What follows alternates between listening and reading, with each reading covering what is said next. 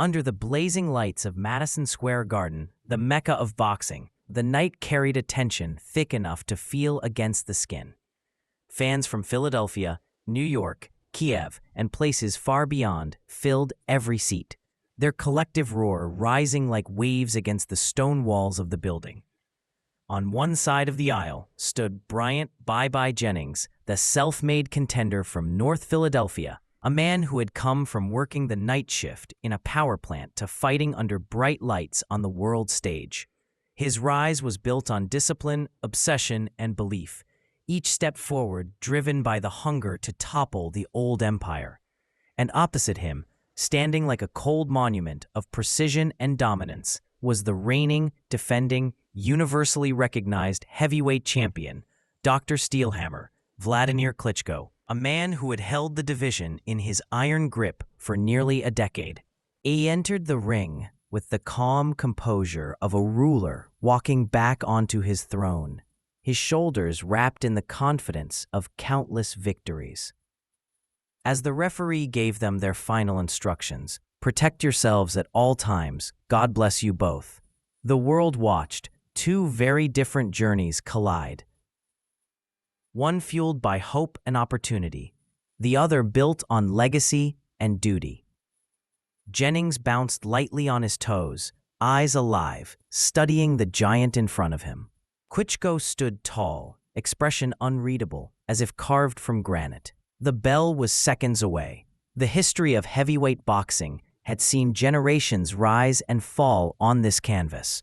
But tonight was a test, a question of whether the old master still commanded the throne, or whether a new challenger could shake the world order. And as gloves touched for the final time, the garden held its breath, waiting for the first spark of violence to ignite the night. The opening rounds settled into a pattern familiar to those who had watched Klitschko rule the division. A measured, suffocating rhythm built around the jab. His left hand flicked like a piston, accurate as a compass needle, disrupting Jennings' advance with every touch. Jennings tried tapping at range early on, probing shots, fast in motion but light in weight, attempting to find an angle around the Ukrainian's towering frame. But facing Klitschko in open space is like crossing a field under sniper fire. Every step risks a clean, clinical counter. Jennings darted, circled, dipped his shoulders, displaying that surprisingly agile footwork many underestimated. He moved with the kind of rhythm that suggested he belonged here, refusing to bow before the size and power looming over him. Klitschko responded with subtle menace, planting his feet, drawing Jennings into traps, sweeping short left hooks across the front of his guard, and punching down with long, mechanical straight rights that landed with thudding precision. The garden reacted each time they connected, Ukrainian flags rippling in the upper deck. Jennings, however, refused to fold. He worked to the body, a rare place where Klitschko rarely allowed himself to be touched, digging in with short hooks that bounced off muscle but sent a message: "I'm here, I'm not backing off." The early rounds belonged to the champion, his control dictated by experience and geometry. But Jennings' energy never dwindled. He was not a deer in headlights. He was a challenger testing fences, stepping inside, slipping, reacting, absorbing the rhythm of a champion known for suffocating opponents before they could breathe. While Klitschko landed the cleaner, heavier punches, Jennings showed glimpses, bursts of speed, angles, and heart that hinted this would not be another routine night of dominance for the long-reigning king. As the fight pushed into the middle rounds, the atmosphere inside the arena shifted. Jennings, finally warmed, began finding creative ways to breach Klitschko's range. He ducked under jabs, burst forward with athletic surges, and snapped sharp body shots that momentarily froze the champion's composure. The crowd, sensing a possible shift, roared whenever Jennings landed clean. Those crisp rights and lunging hooks that spoke of raw ambition. Klitschko, for his part, maintained his discipline. He leaned, pivoted, clinched when necessary, using his size and years of championship IQ to blunt Jennings' momentum. The referee, Michael Griffin, warned the champion early, "You can't hold him, Wladimir." And that warning grew louder, sterner, until Griffin began threatening the unthinkable, a point deduction against the long-standing king. This new pressure forced Klitschko to adjust, and the fight's texture changed. Without the ability to smother inside, Wladimir had to rely on his legs and timing, tools he possessed but rarely needed in his reign of control.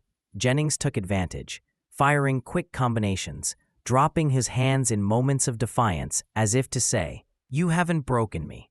And for the first time in a long time, Klitschko appeared slightly uncomfortable.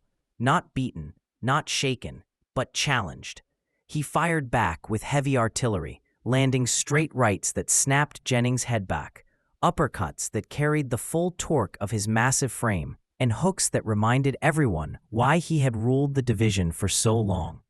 Still, Jennings kept pressing, slipping from side to side, refusing to be walked down or bullied. Each round became a battle of will and attrition.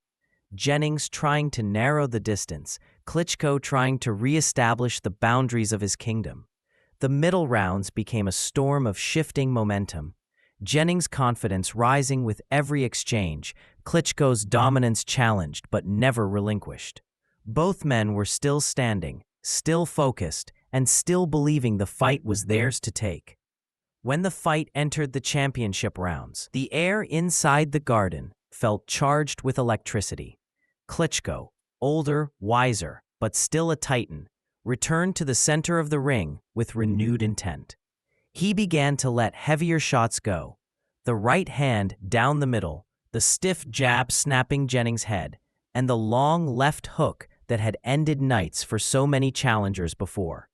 Jennings felt the weight of the champion's power now, real, undeniable, punishing. Yet he never wilted. If anything, he grew more defiant. He fired back with lunging lefts, overhand rights, and relentless bodywork. The referee's warnings intensified until finally the point deduction came. Klitschko punished for holding. The garden buzzed, some shocked, some thrilled. Suddenly, the narrative felt uncertain again. Jennings pushed forward like a man chasing history. He landed his best punches of the night, an overhand right in the 9th, a sweeping hook in the 10th. Combinations that forced Klitschko to reset his feet and acknowledge the threat standing before him. But the champion remained composed, even under fire. He retaliated with thunderous straight rights that echoed in the crowd, snapping Jennings upright. He sharpened his jab, using it like a spear to keep the challenger outside. And as fatigue seeped into Jennings' shoulders and legs, Klitschko's experience began to show. Each time Jennings fought his way inside, Klitschko met him with an uppercut or a cross that reminded him of the mountain he was climbing. Still, Jennings refused to break. The 11th and 12th rounds became a test of heart, Jennings digging deeper than ever before, and Klitschko proving that even after years of dominance, his fire still burned. Each exchange felt like the final swing of two warriors unwilling to surrender. The last seconds ticked away with both men trading, Jennings pushing forward, Klitschko answering with champion's precision, until the bell finally rang, sealing a battle marked by courage, skill, and unwavering will. When the final bell echoed across Madison Square Garden, both fighters stood with gloved hands resting at their sides, chests heaving, eyes locked in mutual respect. They had pushed each other through fire, 12 rounds of discipline, strategy, and grit. Jennings walked back to his corner with the pride of a man who had not only survived but competed at the highest level.